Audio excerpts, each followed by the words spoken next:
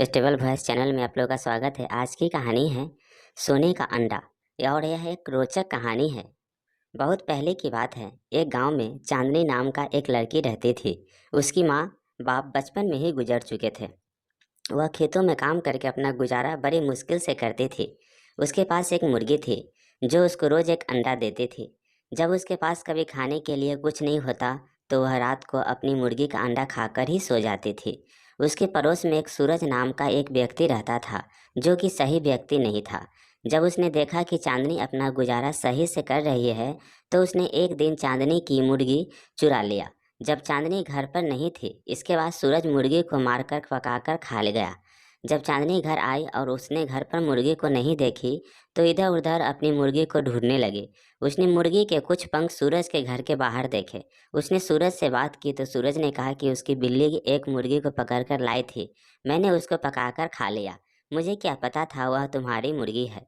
चांदनी ने सूरज से कही कि वह इसकी शिकायत न्यायाधिकारी से करेगा। यह बात सुनकर सूरज ने मुर्गी की जगह चांदनी को एक छोटा बत्तख दिया। चांदनी ने उस बत्तख को पाला, जिससे कुछ दिनों बाद वह बत्तख बड़ा हो गया और अंडा देने लगा। एक रात को जब बहुत बारिश आ गई रही थी, वो एक साधु भीगता हुआ रहने की जगह मांगने के लिए सूरज के घर पहुंचा, लेकिन सूरज ने उसको मना कर दिया। इसके बाद वह चांदनी के घर गया। चांदनी ने उसको रहने के लिए जगह दी और खाना भी खिलाई। अगली सुबह वह चांदनी के घर से जाने लगा, लेकिन जाते हुए उसने चांदनी के बत्तख के सिर पर हाथ फेरा। इसके बाद जब बत्तख ने अंडा दिया तो वह सोने का था। चांदनी यह देखकर बहुत खुश हुई।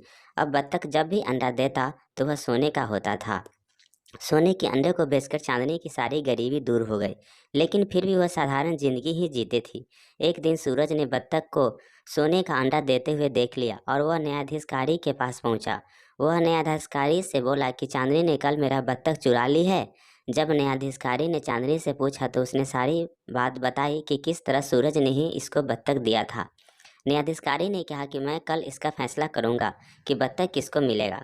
बत्तख ने रोज की तरह न्यायाधीशकारी के पास भी सोने का अंडा दिया।